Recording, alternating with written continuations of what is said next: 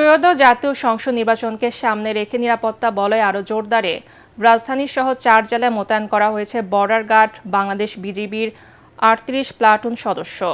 সকালে পিলখানায় বিজিবি সদর দপ্তর নির্বাচনী প্রস্তুতিমূলক মহড়া শেষে এসব তথ্য জানান বিজিবি ৫-এর অধিনায়ক লেফটেন্যান্ট কর্নেল তৈমুর হাসান। তিনি বলেন, নির্বাচনে নিয়মিত টহলের পাশাপাশি যে কোনো জরুরি পরিস্থিতি মোকাবেলায় প্রস্তুত রাখা হয়েছে rapid action team, quick response force এবং হেলিকপ্টার।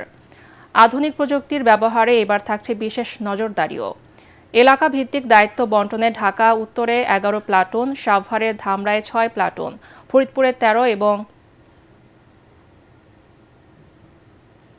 এবং মানিকগঞ্জে ৮ প্লাটুন বিজিবি সদস্য মোতায়েন থাকবে।